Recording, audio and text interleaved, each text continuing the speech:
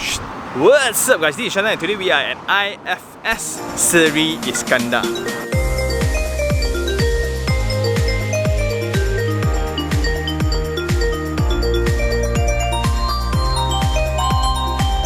So now we are in the main intersection of Seri Iskandar. They are also called Bandar Universiti. There are many Bandar Universities along Malaysia, and that proves one thing to bring up a certain location. Universities are one of the best catalysts because it builds population, the commercial activities will follow. Then on the way here, we need to go through like Batu Gajah, then we need to go through Petronas, and a little bit more, then we will reach Lumut already. But you can see the distinct difference in terms of development and infrastructure. Here you can find banks, you can find Domino, KFC, Tesco and stuff like that, hotels, right? In comparison to Petronas just now, you have miserable shops along the street, even the roads here. Like there's a 4-lane road. That's pretty cool. And the Bandar University here refers to two main universities here. One is the UTP, the Universiti Teknologi Petronas, and the other one will be Universiti Mara. Pretty cool. Let's go and check out the sales gallery now.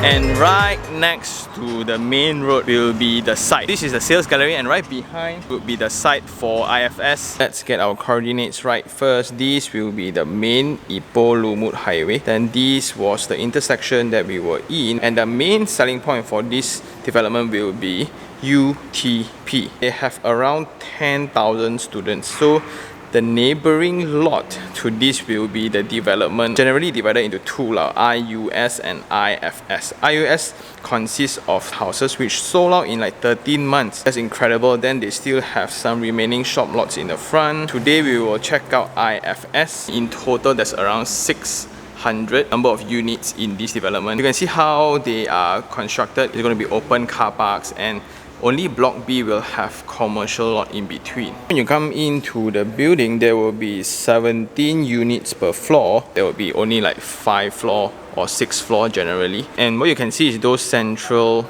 voids. It means, right, these are the corridors. Imagine when you come up from the lift, there will be 2 wings, and those will be single loaded. Generally, all these will be the units, and those are divided into 412 square feet and a 300 square feet units. Then when you reach the upper floors, they will then become 22 units per floor. Where in the center as well, these will be taken up as space for the extra units.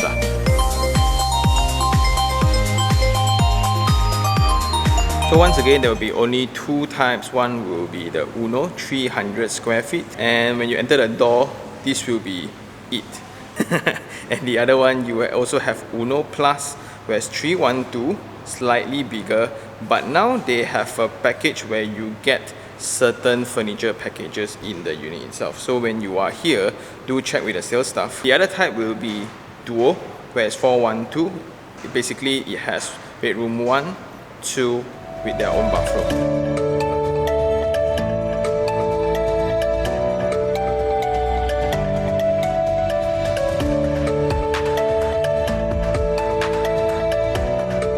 In straight away, you will have your kitchen on this side, then you have your bathroom and your laundry area. Here you still can accommodate an L-size cabinet attached with your dining area, and the ceiling height, to be exact, is around 10 feet. But please do bear in mind, this is a 300 square feet unit. Therefore, the living area and dining area are catered for 2 person only. This is a 4 feet wide toilet with a standard 5 feet wall tiles. This will be the shower area, then your WC, and then your basin. And the brand of basin will be from Ino.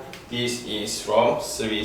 One thing I like is the window on the top. Due to privacy, I cannot have the windows on this side. It wouldn't make sense, right? Because the outside will be the corridors. This is one of those very rare apartment in a location where land is in abundance. I think it's very bold. But this theory has been proven in Kamba before. When Utah was established in that area, there was a shortage of accommodation. Hence, like a lot of houses transformed into different student accommodation, like a terrace house, right? got split up into easily 5 rooms, 6 rooms, then some rooms put double deckers and things like that. But I think it's because of the existence of Utah, the entire Kampa address revitalized. So next to your living, then it will be divided by this TV cabinet into your bedroom. You can fit in a double bed. Generally, this is a combination of several things like your study table, your wardrobe space. For floorings, you have tiles without skirtings. Also do take note, because of the humongous facade window right now, the space feels huge. On an actual matter, this will not be the window profile lah.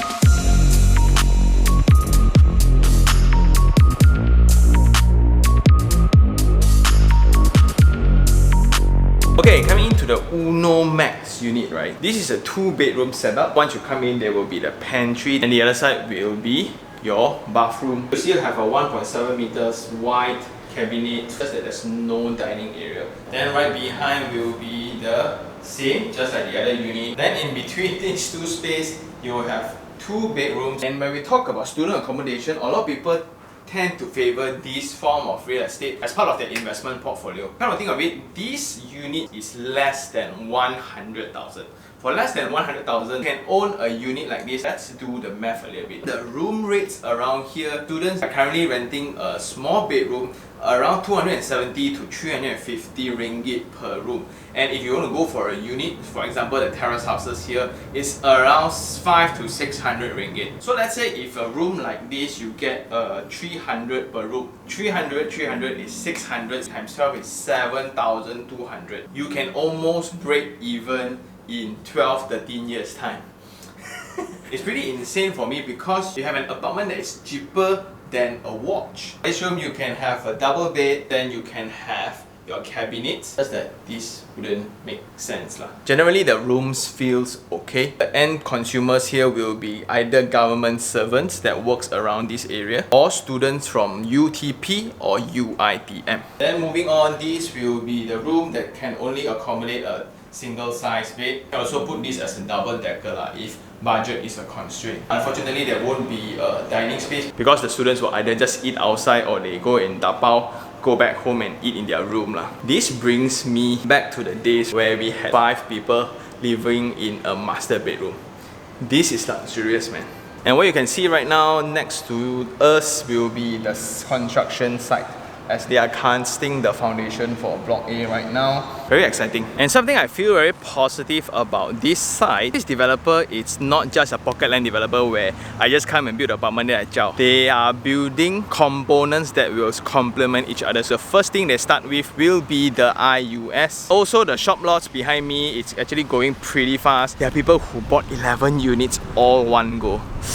Whoa. And I'm now trying to imagine, let's say there'll be 4 blocks around here, right? The journey from there over to the shops here will be quite convenient. However, it will be rather impossible to walk to class. I think the scale of universities, right, especially for UTP and public universities, the scales are crazily big. And I think that's all for now. It's now time for Sean's take 3 on 3. So 3 things I like. Number 1 would be the development as a master plan instead of a pocket land development. In this location, right, this will be one of the very first high-rise. So among the apartments, Block B will have their own commercial support. Then within walking distance, you have this row of shop before you head on to UTP. You also have the terrace houses in the surrounding. So when the team came to a decision to come out with an apartment, it's a very, very bold decision, I must say. But I think certain reference has been made to the Kamba scenario. And that leads to point number 2. Because it's an apartment, the land cost is shared, the units are smaller, right? The starting price is very, very affordable. It's less than 100,000. And if you base on the rental rates around here, let's say per month you can collect 600, per year you can collect 7,200. You can almost break even in year 13. Well, that's only logical when you have point number 3, where you are adjacent to UTP. And in UTP itself, there's easily 10,000 students. And in another 7 kilometers away, there's UiTM. And this factor is so strong, right? The other developers call their development Bandar University. The entire development is revolving around these 2 components. Well, that comes with its negative points as well. First of all, after the pandemic, right, we have witnessed universities converting all classes online. So for those locations that focus a lot on students, right, it's going to be a big problem whenever there's like a semester break. And now when everything is online, it's going to affect your business. So that includes your rental rate as well. However, this building is going to take 3 to 4 years time to complete. Hence, in that time, maybe I think pandemic might be resolved. I don't know. Point number 2. There will be a lot of stigma towards like pigeonhole units like this. So there's 2 ways of looking at it. You will need certain density in order to push the price downwards. You will also need that amount of density to drive commercial activities. And me being a student last time, I crammed in a master bedroom with 4 other guys. We have like 10 people in one unit. So this kind of units, you may think that it's inhuman, but it's in fact luxurious to a certain extent. Last of all, the distance.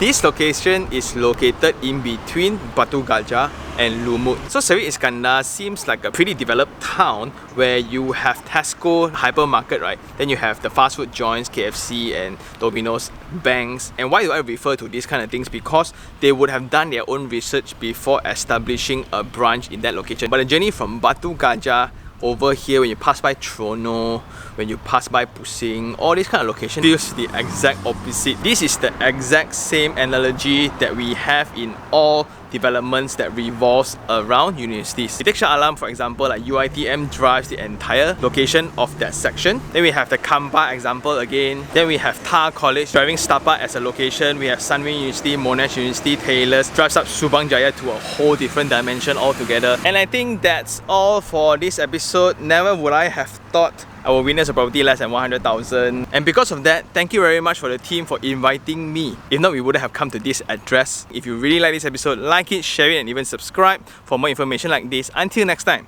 this is Sean Tan. Ciao!